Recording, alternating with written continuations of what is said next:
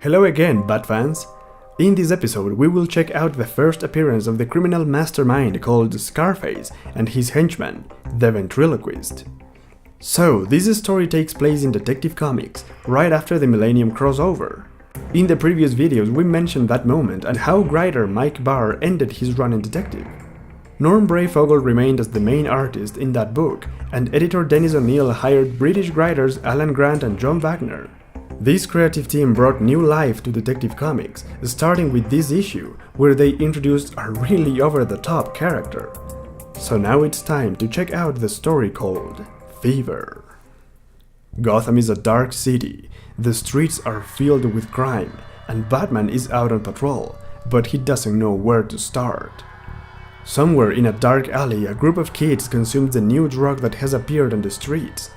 They call it Fever, because once they take it, all they can feel is a burning fire inside them. The drug turns the kids violent and they become vandals, while one of them gets very sick. The chaos created by the kids is noticed by an elder security guard who tries to stop them, but they react with extreme violence. One of the kids lights up a piece of wood and uses it as a torch to attack the old man. Batman hears the scream and he goes down to stop the kids. Still under the influence of the drugs, the kids are not intimidated or scared by Batman, but they are not a serious threat to him and he takes them out quickly. However, it was not fast enough to save the old man, who died from the fire. When the police arrive to arrest the kids, Batman learns that there are already many other kids on the streets consuming the drug. The police tells Batman that they have located the source of the drugs, but every time they try to break in, the criminals escape with all the evidence. To make things worse, the abandoned building they are using is protected by someone powerful and with connections in high places. Batman realizes that the GCPD have their hands tied, and he decides to do something about it. In the middle of the night, Batman goes to the hideout of the drug dealers and takes out the man on the rooftop. He then enters the building and prepares a set of explosives to open the reinforced doors to the main rooms. The explosion alerts the criminals of Batman's presence, but they are too late to escape or do anything about it. Batman knocks out 3 of them before going after the last one, who was trying to throw the drugs away. Batman grabs the criminal and forces the man to tell him the name of the criminal mastermind behind the drug trade. The thug only says one name: Scarface. In one of the worst parts of Gotham, there is a notorious place called the Ventriloquist Club. The bouncer is a giant man only known as Rhino, and he takes a couple of men to meet with the owner of the place, the drug lord Scarface. But Scarface is in fact a dummy, a doll dressed as a gangster controlled by an innocent-looking man known as the Ventriloquist. But that doesn't matter. Scarface is the leader of the criminal organization, and he demands to know what happened to his latest batch of the fever drug. His henchmen try to explain how they lost it, but Scarface reacts violently and insults them. One of them insults Scarface back by calling him a block of wood, and Scarface kills the man with his Tommy gun. After that, Scarface sends the other henchmen to a certain death and continues to organize his drug empire in Gotham City. The next night, Scarface learns that his hideout has been finally taken by the police, thanks to Batman, who delivered the criminals with all the evidence of the drugs to put them away. Just as Scarface is complaining about Batman, the Dark Knight pays him a visit in his own club. Batman gives the ventriloquist a serious warning, but the man keeps telling Batman to talk to the dummy. Batman rips off Scarface's head and uses it to get his point across before leaving the place. However, Batman also did that in order to place a microphone inside the dummy's head. The ventriloquist doesn't notice the bug in Scarface's head, and for 2 days straight, Batman keeps listening to the madman and how he completely separates his personalities when he talks like Scarface. When Scarface makes his move, Batman is ready and follows the drug lord, who is planning to take a big load of the fever drug into the city. Before capturing the mastermind, however, Batman needs to confront all of his henchmen. While Batman fights the thugs, Scarface shoots at them with his Tommy gun, releasing much of the fever drug in the air. Batman breathes a small dose of the drug and his entire world turns red. The fire consumes Batman from inside, and all he feels is a burning rage. Under the effects of the drug, Batman stabs Scarface and then he attacks the ventriloquist in a brutal way. He realizes he is reacting like this because of the drugs, and he manages to stop himself before he kills the criminal.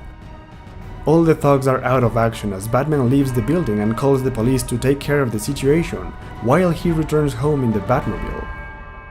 The ventriloquist is arrested, and this time the police has enough evidence to put an end to his criminal activities.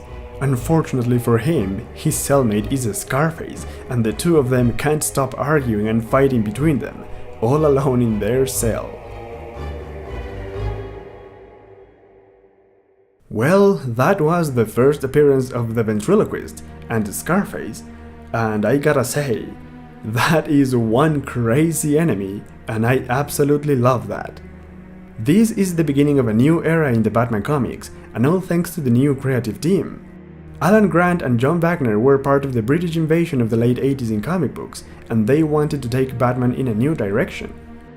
For too many years, the writers and artists had used the same enemies and the same heroes without giving us something very original.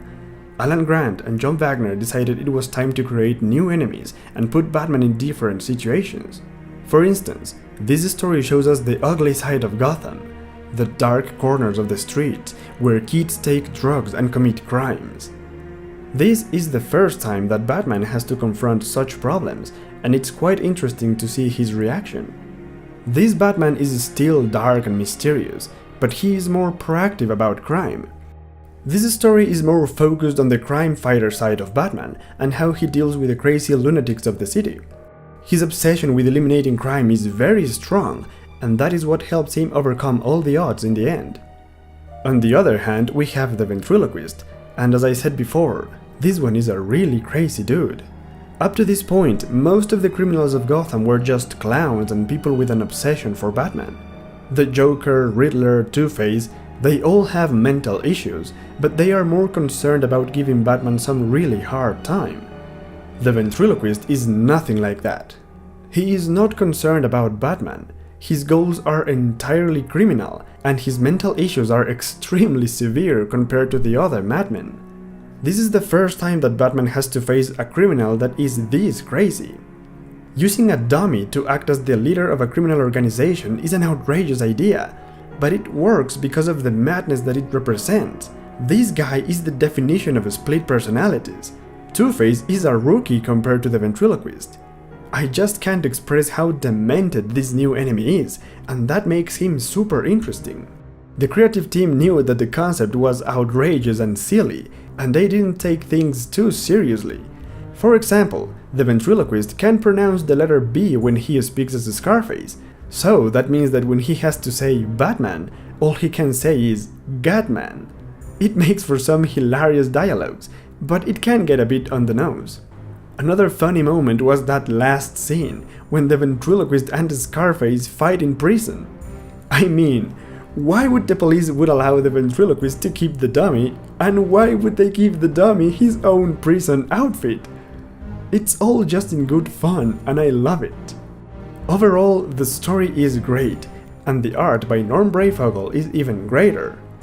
I've already said this before, but Norm is definitely one of the greatest Batman artists. He took the traditional Batman and changed him slightly, making him more cool and awesome. Norm's art fits the story really well, as it was meant to show a new kind of Batman story, and it worked perfectly. Even though the plot was a bit strange at certain moments, overall it achieved what it intended, to take Batman in a different direction. So much so that starting with this story, the new creative team of Detective Comics dropped entirely the figure of the Boy Wonder from their stories. Literally, in this story there was not even a mention of Robin. It was a conscious effort on their part. Dennis O'Neil allowed Detective Comics to become only about the Dark Knight, and the Batman comic was the only place where Robin would appear. Now, that seems very, very strange, don't you think? We all know what happened to Jason just a few months later, so I find this coincidence very convenient. But I will explain more of that in detail when the time comes. In the meantime, get ready for the next episode, where we will check out the first appearance of a dangerous enemy in the storyline called 10 Nights of the Beast. So remember to subscribe, leave a like if you enjoyed this story, and come back for the next episode. Until then, Godspeed, my friends.